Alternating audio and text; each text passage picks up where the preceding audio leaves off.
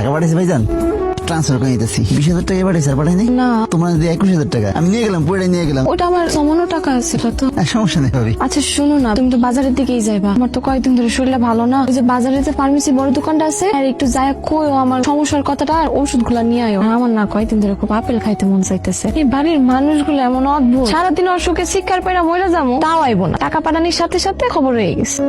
তুমি যা জানতে কইছো সবকিছু লয়ে আইছো। জাহিদ, তোমার যে আমি ওষুধটা আনতে কইছিলাম আনছো?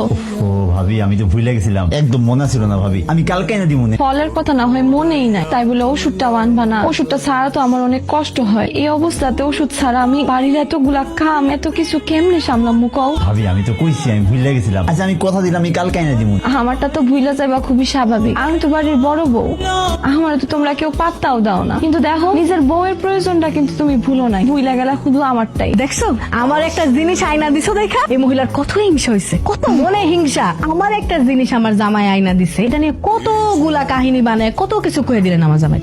আমার জামাই আজকে আয়না দেনে, কালকে আয়না দিব, কালকে আয়না দেনে, পরশু আয়না দিব। এটা নিয়ে এত নাটক করার কি আছে? কি কইতেছো জলি? আমি তোমার জিনিসে নজর দিতে যামুকে? আমি তো আমার ন্যায্য কথাটা কইতেছি। আমার স্বামী টাকা পাঠাইলো আমার প্রয়োজনীয় জিনিস কেনার জন্য, আমি সেই টাকা তুলতে দিছি তোমার স্বামীরে। কইলাম আমার জিনিসগুলো আয়না দিতে, ও আমার জিনিস না আয়না তোমার জিনিস আনছে। আমি এইটুকু কইতে পারবো না? ভাবি তুমি আমার টাকার খোড়া দিলা। এই ধরো তোমার জিনিস ধরো, আমার লাগবে না তোমার জিনিস। 2 টাকার জিনিসের লেগা এই মহিলা কতগুলো কথা শুনাইলো। আমার কি জিনিসের অভাব? জলি জলি শোনো, হইছে তোমার আনতেছো তুমি, একদম একটা জিনিস আনছিলাম আমার বউয়ের লাগা, সেটা তোমার হিংসা করতে হইব।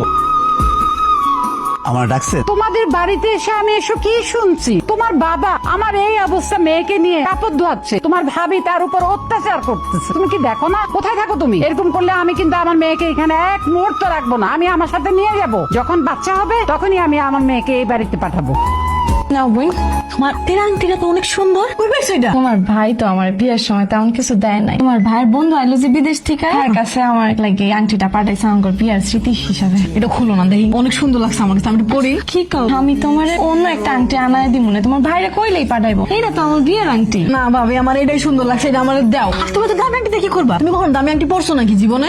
দামি আংটি পরে কাজ করলে আংটিটা ক্ষয় হয়ে যাবো, আর এখানে এনে তুইলে পরে হারায় যাবো। দাও, খুলে দাও, এটা আমার লাগবে। দাও না। কি করতেছো? কি শুরু করছো তুমি? আমার সবকিছু নিয়ে তোমার টানাটানি কেন করতে হয়? তোমরা যখন যা হুকুম দাও, তুমি আমার যখন যা বলো, আমি সব মুখ বুঝে সহ্য করি। তোমার সব কাজ আমি কইরা দেই। তাই বলে তুমি আমার জামাইয়ের পাঠানো একটা শেষ স্মৃতি, আমার জামাইয়ের পাঠানো একটা শখের আংটি, সেটা তুমি টাইনা নিয়ে নিবা? তুমি আমার সম্মান দিতে না পারো, অন্তত সম্পর্কের সম্মানটুকু দাও। এটা ভুলা যাও না, আমি তোমার বড় ভাবি হই। তোমার এই 2 টাকার আংটির লেগা তোমার মতো 2 টাকার বান্দিজি আমার এতগুলো কথা শুনাইবো? এই জীবনে গুলো পড়ছো কখনো? আমার দিকে তাকাও, আমার দিকে দেখো কত বড় আমি স্বর্ণের সেন্ট পরে রয়েছি, হাতে বালা দেখছো? ভাবছি